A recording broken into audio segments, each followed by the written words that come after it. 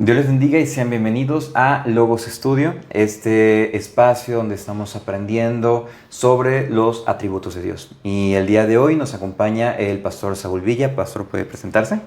Mi nombre es Saúl Villa, ya estuve en algún video anterior y pues es bendición estar aquí con ustedes y esperemos ser útiles, hermano.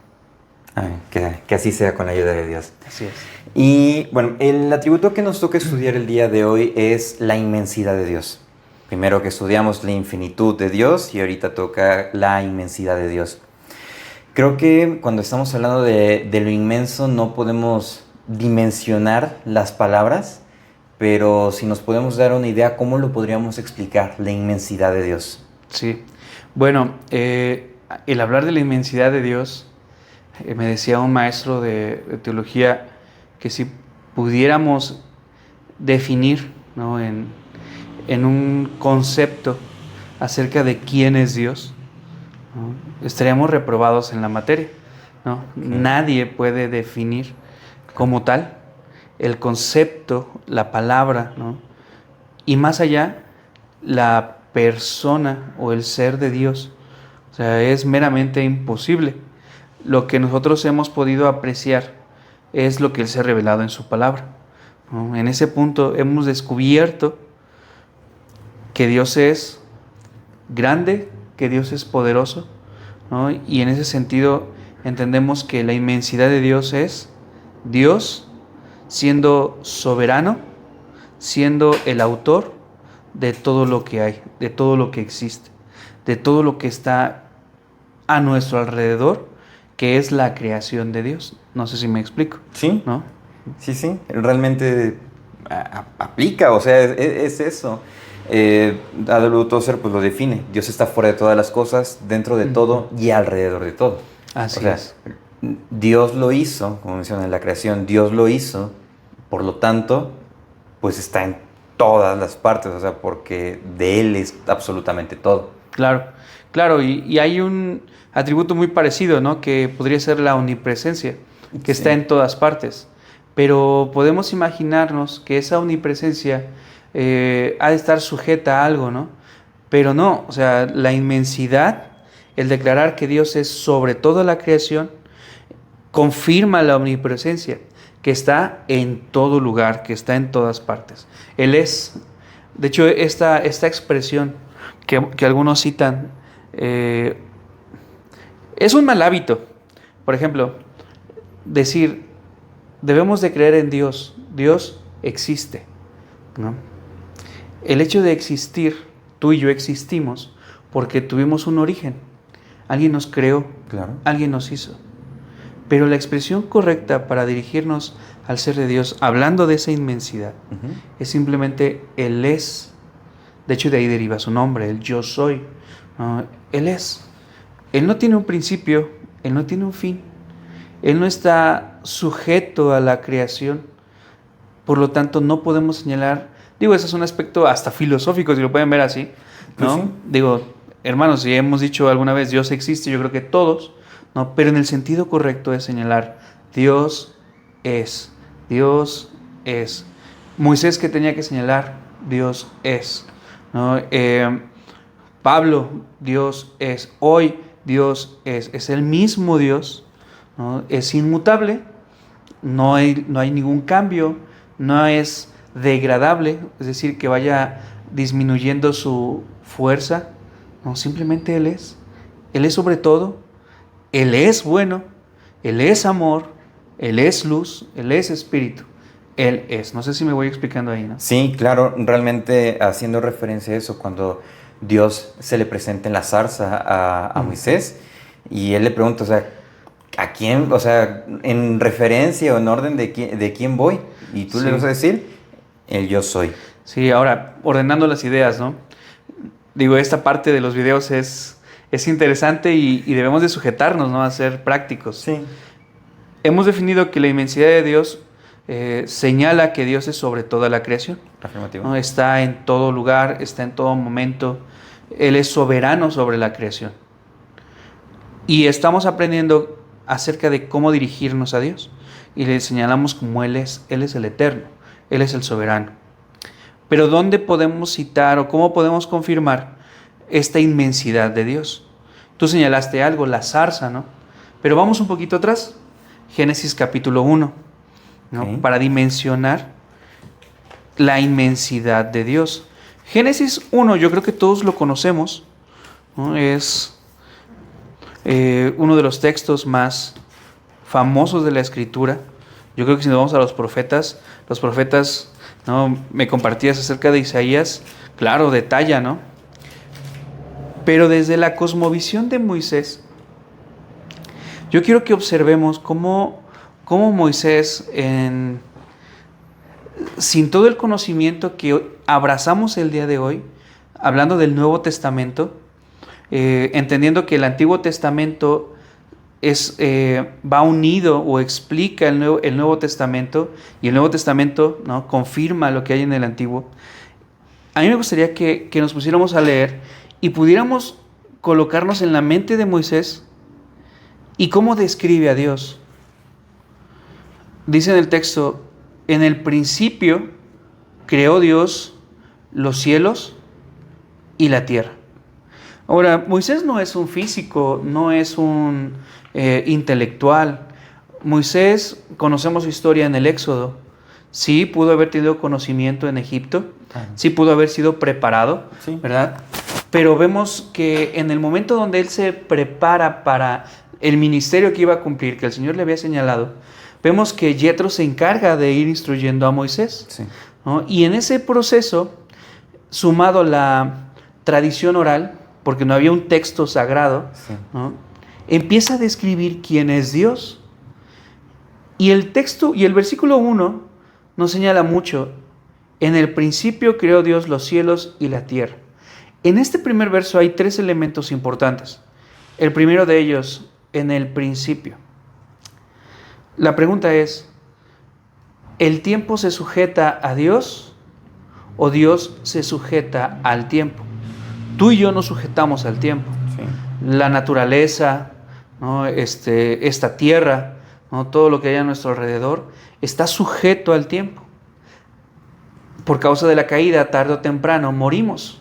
¿Y quién determina eso? A través de el tiempo, ¿sí?, en función del tiempo. Sí. ¿Quién es el creador del tiempo? Según Génesis 1:1. En el principio creó Dios los cielos y la tierra. Ese término, en el principio,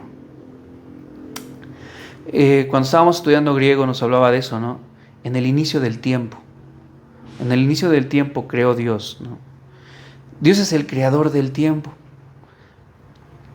Cuando nosotros entendemos eso, o nosotros escuchamos esta definición, Dios como creador del tiempo, no lo logramos dimensionar. Imaginamos que Dios ya trabajó con Moisés en un tiempo pasado, ya hizo. Creemos que el futuro, así como para nosotros es incierto, oramos, y tal vez no en el entendimiento de que Dios es el creador del tiempo, es decir, Dios ya está presente en nuestro futuro. Dios ya ve nuestro futuro, y no solamente lo ve, Dios puede interactuar con nosotros en el futuro. Claro. Esa es parte de la inmensidad de Dios que sobrepasa nuestro entendimiento, sobrepasa las leyes de la física. Pero no solamente hace referencia al tiempo, sino que dice que Dios creó los cielos. Ahora, yo quiero que observen esto. No lo está redactando un físico, lo está redactando Moisés, en el entendimiento, en la cosmovisión de Moisés. Cuando vemos esta parte de los cielos, damos cuenta que es el espacio, la inmensidad, todo lo que vemos, las estrellas, los planetas, todo lo que podemos observar en los cielos, ¿no?, todo este aspecto físico que corresponde al espacio, ¿no? Pero a mí lo que me impactó es cuando dice los cielos y la tierra. ¿A qué se refiere esta parte de la tierra? ¿Solamente se refiere a este planeta, ¿no?, a todo lo que está aquí? Y viendo en el texto decía, habla más allá. Todo aquel elemento que se le denomina materia, que tiene masa. Sí. Entonces, hay tres importantes elementos en este texto. Dios está por encima del espacio, Dios está por encima de la materia, Dios está por encima del tiempo. Esto es sabiduría. Esto no es una sabiduría que viene directamente de Moisés, es una sabiduría que viene a través de la revelación de Dios. Claro. ¿Cómo Dios se fue revelando a Moisés? Bueno, vamos a Éxodo 3, señalabas esta parte, ¿no? Sí, exacto. De la zarza. Bueno, reafirmando en Génesis 1, dice, Bereshit baraj Elohim. Bereshit baraj Elohim.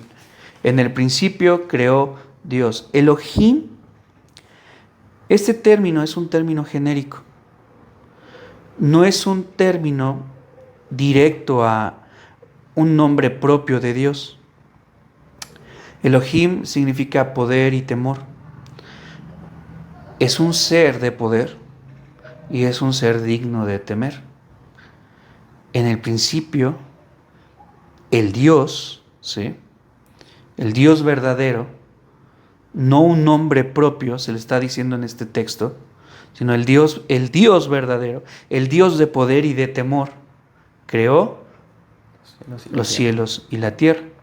Y es hasta Éxodo, capítulo 3, donde conocemos un poco más acerca de Dios y conocemos lo que coloquialmente decimos que es el nombre de Dios, ¿no? Sí. En el versículo 14. En el versículo 14. Final 13, cuando pregunta ¿cuál es su nombre? ¿Qué le responderé? Y respondió Dios a Moisés, yo soy el que soy. Así es. Y dijo, así dirás a los hijos de Israel, yo soy, me envió a vosotros. Muy bien. Estas palabras van de la mano con lo que mencionaba anteriormente. Él es. Pero si nosotros solamente tratamos de definir la expresión yo soy, no vamos a encontrar mucho. No nos va a llevar a reflexionar más allá de lo que estas dos palabras señalan. Es un indicativo. ¿Quién es Dios? ¿No? Él es y punto. No da una explicación más. Cuando nosotros vemos este texto, debemos de, igual en la mente de Moisés, entender lo que Dios le está diciendo. Esta traducción del yo soy se puede traducir como yo soy por encima de los demás. En un buen sentido, le dice a Moisés, a ti no te interesa más allá de lo que yo soy. ¿Sí? Es como se puede ir traduciendo este pasaje. Yo seré el que será. Cubre el pasado, el presente, el futuro. Pero más allá, la palabra yo soy nos va a llevar a que para conocer a Dios no bastará una definición intelectual, sino que lo que está a punto de descubrir Moisés es cómo este nombre se va a definir a través de una relación personal. Okay. El término yo soy nunca lo vamos a poder definir. Hizo o se encuentra en algún estado, en alguna forma, no, sino que se va a encontrar en el yo soy ha trascendido a mi vida. El yo soy al mismo tiempo sustenta todas las cosas con la palabra de Dios, con la palabra de su poder. El yo soy es quien está, ¿no? Con Moisés en este momento, es quien está conmigo en 10 años, si es que Él lo permite, Claro. ¿no? Pero Él está, y yo no lo puedo definir, solo puedo percibir, solo puedo apreciar lo que Él ha querido revelarse en mí. Claro. ¿Sí? Y eso abarca absolutamente todo lo que es lo que hemos estado mencionando desde que iniciamos. Su poder creador desde el inicio, sus manifestaciones, para que nosotros podamos conocerlo un poco más. El hecho, avanzando en la historia de la Biblia, en la historia de la humanidad, cuando vino su expresión de amor. Y poéticamente, Salmo 108:4 dice, porque más grande que los cielos es tu misericordia y hasta los cielos tu verdad. Así es. O sea, abarca todo y Él es prácticamente todo. O sea, si queremos tratar de entender lo que es la inmensidad de Dios, su inmensidad abarca desde su poder creador, desde el tiempo, incluso la salvación y todo lo que va a suceder. Claro, o sea, lo que nosotros encontramos en el texto, en estos dos primeros libros, es cómo Dios se va presentando. Y algo que vamos a entender es que esta inmensidad nosotros la vamos a ir entendiendo así como se va revelando la Escritura, de manera gradual y de manera progresiva. No sé si te has preguntado alguna vez qué otros asuntos estaría tratando Dios al mismo tiempo que estaba tratando con el corazón de Moisés. O sea, lo único que la Escritura nos revela es lo que Dios está haciendo con Moisés. Pero, por ejemplo, si lo vemos de manera general en Hebreos, dice, quien sustenta todas las cosas con la palabra de su poder. O sea, Dios está haciendo muchas cosas. Claro. Dios está tratando muchas cosas. No tratando como resolviendo problemas. No, haciendo lo que Él es, ¿no? Conforme a lo que Él es. A su naturaleza. A su naturaleza divina, ¿no? ¿Y cuál es la meta de cada uno de los asuntos de Dios? Que esa inmensidad sea llevada a una glorificación hacia lo que Él es como ser divino. Todo lo que Dios creó, principalmente nosotros como seres humanos, ¿Sí? es que nosotros podamos, en medio de esa inmensidad que se nos está revelando de manera gradual.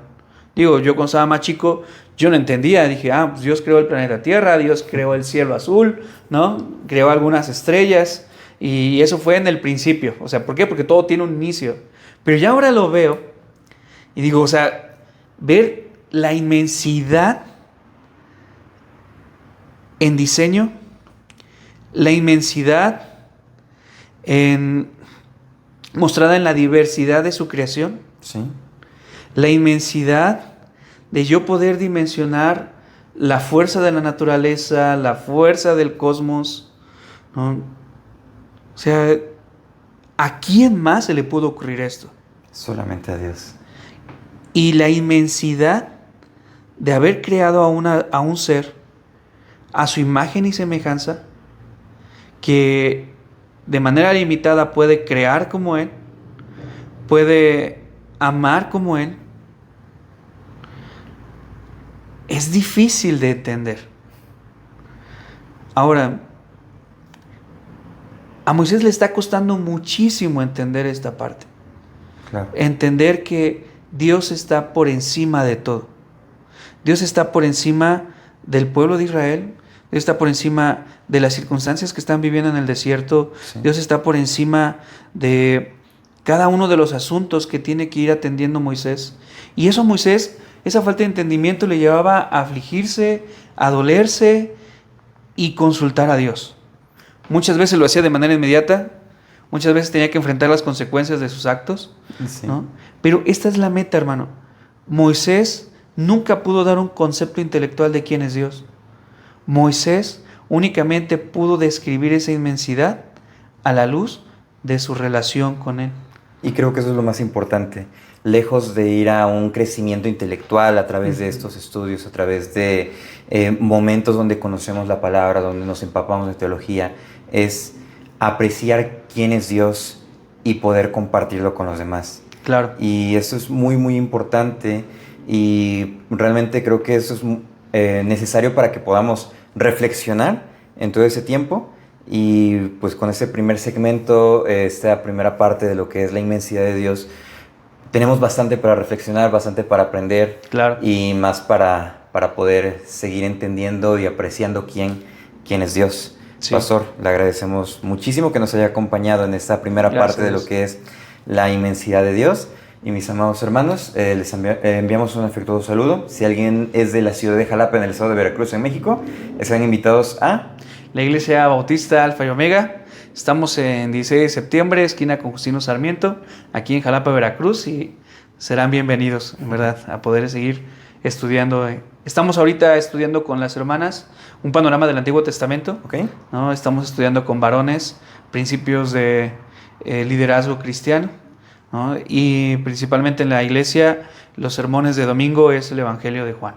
Excelente. Ahí estamos trabajando en esa área. Bueno, muchísimas gracias, pastor. Dios les bendiga.